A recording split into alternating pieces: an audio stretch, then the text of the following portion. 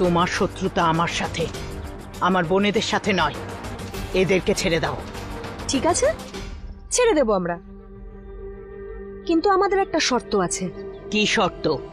সম্পত্তির দলিল এক্ষুনি আমাদের দাও, নয়তো তোমার এই বোন আর বাঁচবে না। আমাকে কি তোমার বোকা মনে হয়? যারা একটা মশাকেও মারেনি, তারা আলবেলিকে মারবে?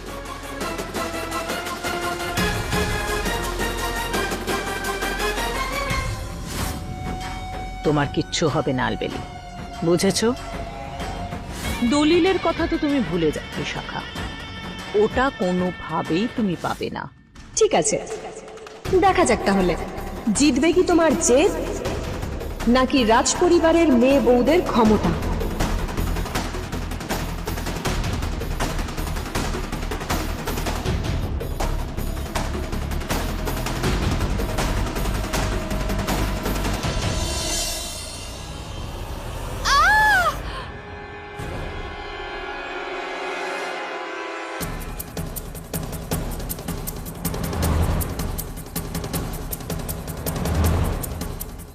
সুরেলি, যাও গিয়ে দলিলটা নিয়ে এসো।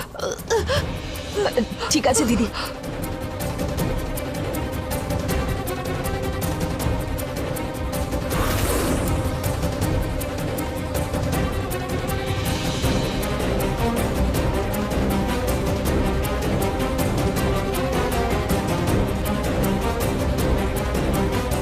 সমস্ত পেপারগুলো রানীমাকে দাও।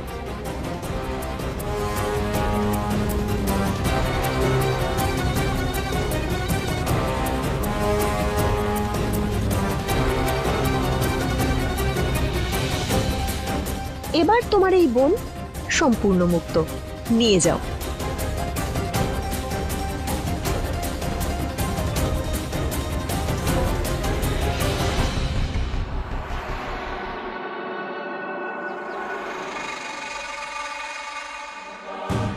বিশাখা, আজ তুমি প্রমাণ করে দিয়েছ তুমি এই রাজমহলের আর রাজপরিবারের যোগ্য রক্ষাকর্ত্রী।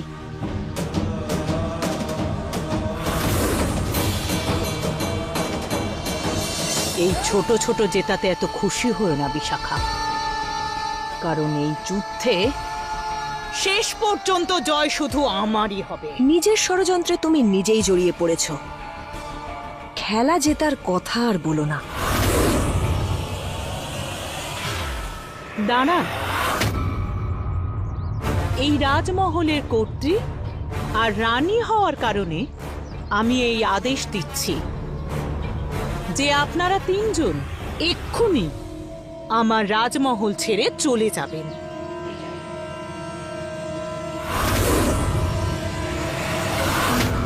না না,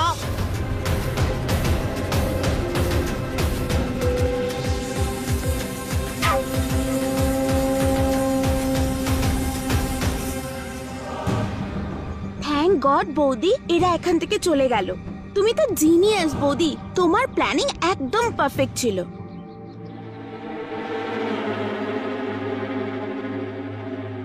বিশাখা, আজ তোমার জন্য আমরা আমাদের মহল ফিরে পেলাম। Thank you so much. রানীমা, ধন্যবাদ বলে আমার দায়িত্বকে ছোট করবেন না। এই মহল শুধু আপনার, আর এই অধিকার আপনার থেকে কেউ কেড়ে নিতে পারবে না।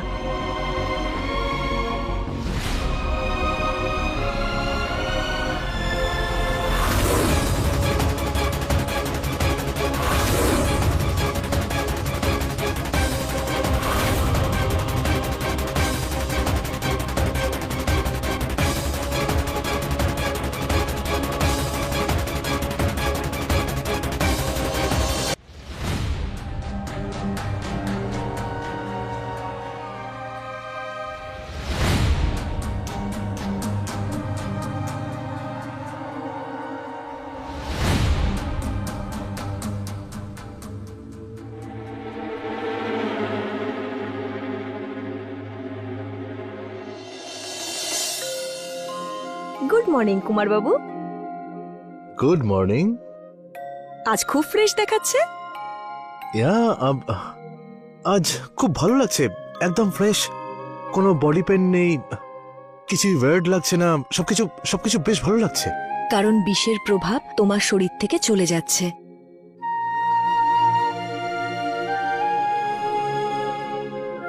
এসব কিছু জানি না আমি, শুধু এটুকুই জানি যে নতুন একটা জীবন দিয়েছো তুমি আমাকে।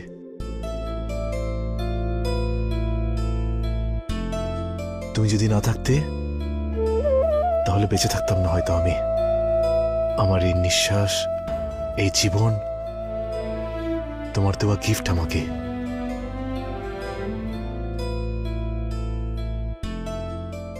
এত কিছু হয়ে গেছে বাড়িতে, এই অবস্থায় কুমারবাবুর কাছাকাছি গিয়ে আমি আর কোনো প্রবলেম ক্রিয়েট করতে চাই না। ওই রানীমা ডেকেছেন, দেরি হয়ে যাচ্ছে, এসব পরে হবে। ইয়া, গোটা পৃথিবীর জন্য টাইম আছে তোমার কাছে, শুধু আমার জন্যই নেই। তোমার সাথে সময় কাটানোর জন্য সারা জীবন রয়েছে, 2-3 ঘন্টায় কি যায় আসে। ওকে, আমি প্রতিজ্ঞা করছি যে কুমারবাবু ঠিক হয়ে যাওয়ার পর, ওই বিষকন্যাদের হাত থেকে আপনাদের সবাইকে মুক্ত করার পর আমি বিশাখা এই বাড়ি ছেড়ে চলে যাব। আমি আসি।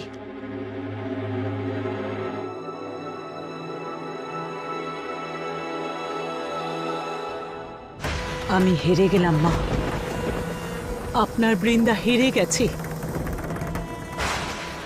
বিশাখাকে পরাজিত করার সমস্ত চেষ্টা ব্যর্থ হয়েছে মা।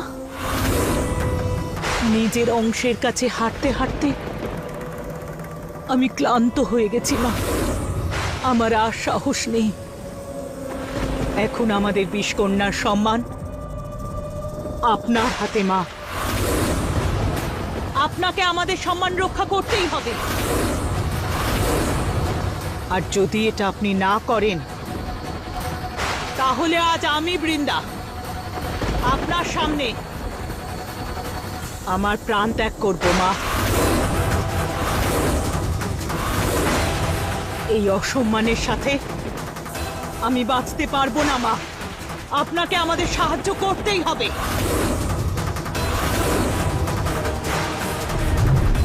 অনন্তম বাসুকিম শেষম পদ্মনাভম চ কম্বলম। না দিদি, দাঁড়াও। দিদি, এটা তুমি কি করছো?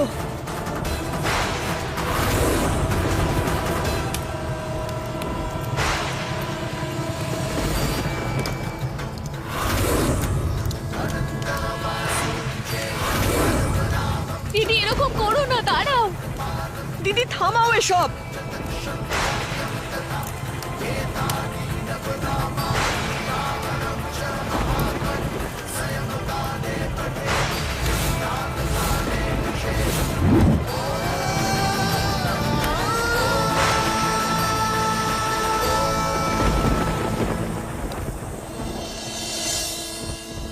বিষকন্যারা হারতে পারি না বৃন্দা।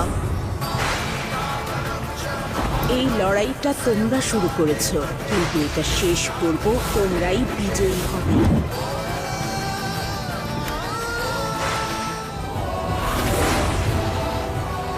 দিদি,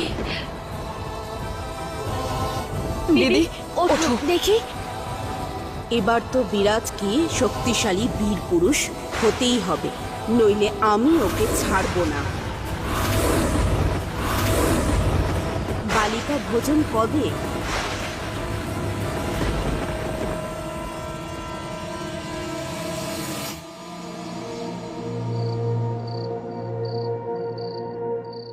যামিনী পদ্মিনী, মনে রাখবে অষ্টমীর পূজা সেরকমই হবে যেরকম প্রত্যেক বছর হয়। ঠিক আছে দিদি, সেরকমই হবে। দিদি, আমি ভাবছিলাম কালকের শুভ দিনে যদি অর্জুন আর সম্রাট আমাদের সঙ্গে থাকতো তাহলে কত ভালো হতো, ওরাও মায়ের আশীর্বাদ পেত। তুমি ঠিকই বলছো, ওরা যে কাজের জন্য গেছে সেটাও তো প্রয়োজনীয়। বিশাখা দলিলটাকে ফিরিয়ে তো আনলো, কিন্তু ওই দলিলটার আইন অনুযায়ী বাতিল হওয়াটা খুব প্রয়োজন। ওরা আমাদের সাথে নেই ঠিকই, কিন্তু আমার বিশ্বাস আছে যে মায়ের আশীর্বাদ ওদের সাথে আছে। তুমি দেখো, ওরা অবশ্যই সফল হবে।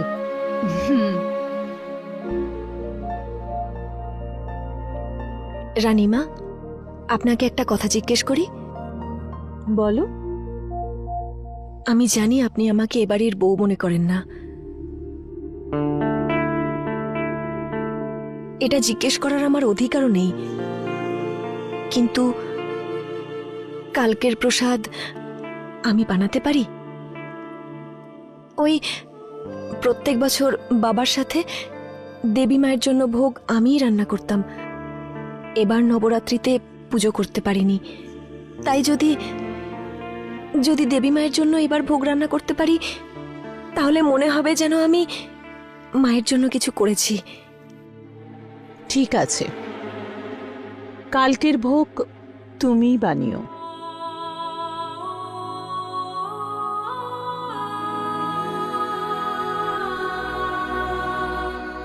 সুখে থেকো।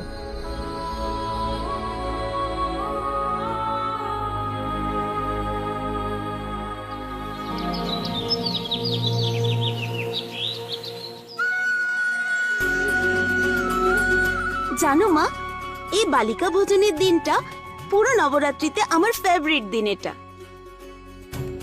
আজকের দিনে কি দারুণ ফিলিং হয় না? বাড়িতে বাচ্চারা আসে, কত চেঁচামেচি করে, কত বিউটিফুল লাগে না এইসব?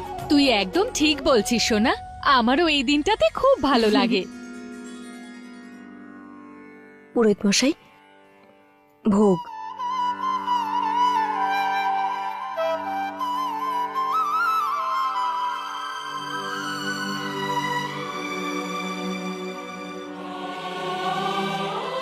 বৌদি, সব ঠিক হয়ে গেছে তো?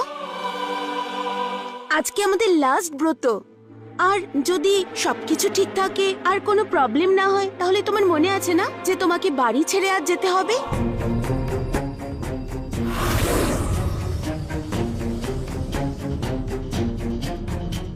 নট ফেয়ার বৌদি, তোমার জেঠিমাকে এখান থেকে চলে যাওয়ার কথা দেওয়া উচিত হয়নি একদম। আই মিন, কাম অন, আমি আর দাদা কি করবো বলো তো? আমি আমার দিদিকে ছেড়ে আর দাদা নিজের ভালোবাসা ছেড়ে কি করে থাকবে? আর যদি তোমার যাওয়ার পরে বিষকন্যারা আমাদের বিরক্ত করতে আবার চলে আসে তো? পদ্মিনী, আমার জন্মই হয়েছে রাজপরিবারকে রক্ষা করার জন্য। তোমাদের সবাইকে বিপদ থেকে রক্ষা করা আমার কর্তব্য। তোমাদের কোনো ক্ষতি হতে দেব না আমি। আমি থাকি বা না থাকি, নিজের কর্তব্য, নিজের ধর্ম আজীবন পালন করব। কথা দিলাম আমি তোমাকে।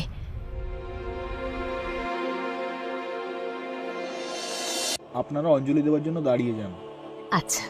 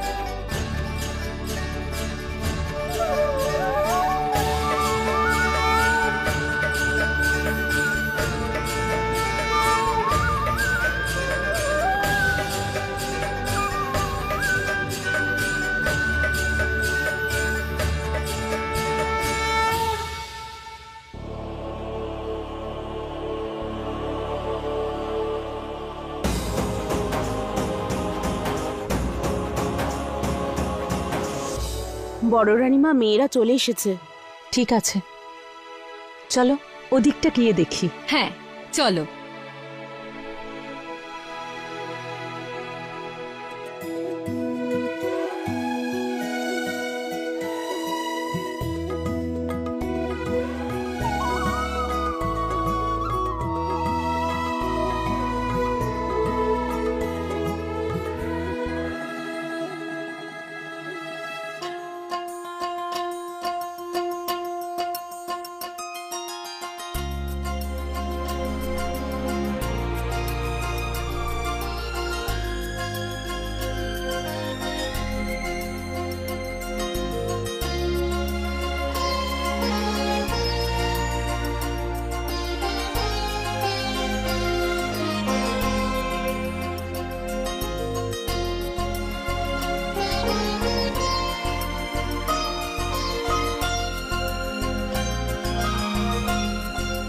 ওয়াও বৌদি, কি কিউট মেয়েগুলো না। সাক্ষাৎ যেন দেবী মায়েরা। চলো সবাই ভোগ খাও, আর একটুও নষ্ট করবে না কিন্তু।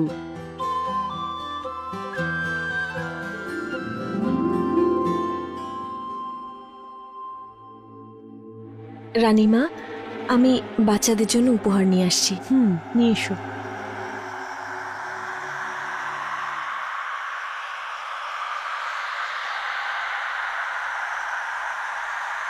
হঠাৎ করে ঝোড়ো হাওয়া কেন বইছে?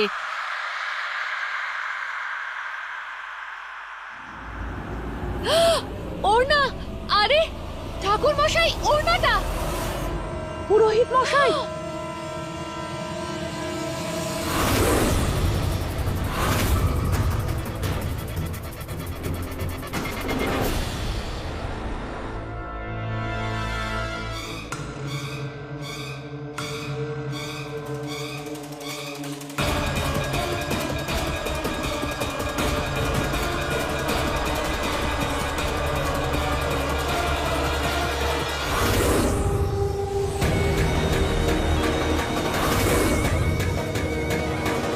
নেহা, এই এই যে বাচ্চাটা এসেছে, এর পা ধুইয়ে খাবার দিয়ে দাও।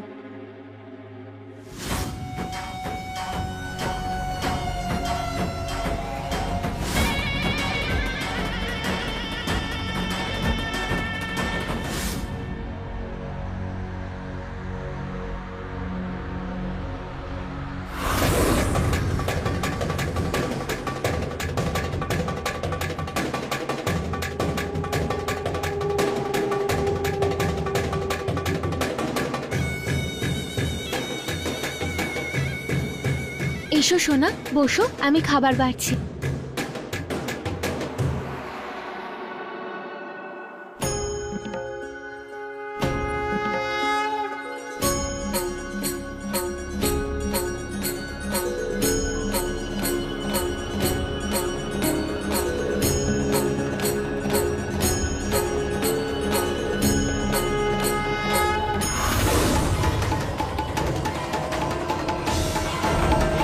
বিরাজ, আরে, এই যে বাচ্চাটা একটু আগে এলো, ও কোথায় গেল?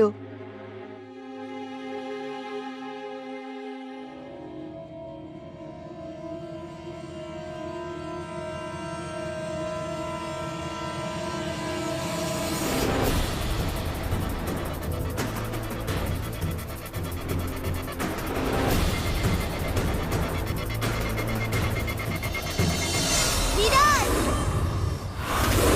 বিরাজ।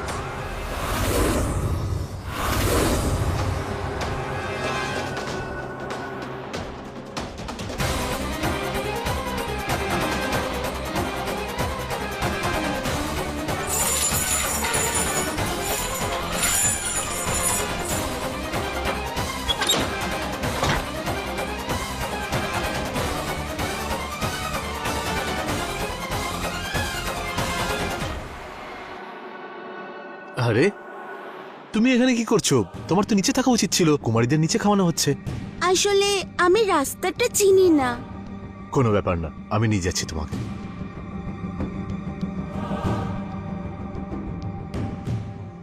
কোথায় থাকো তুমি?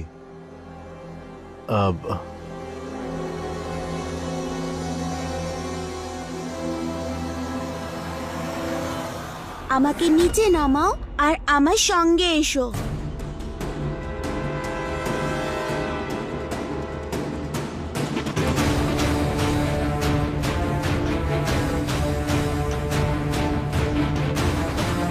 কুমারবাবু, কোথায় যাচ্ছ তুমি?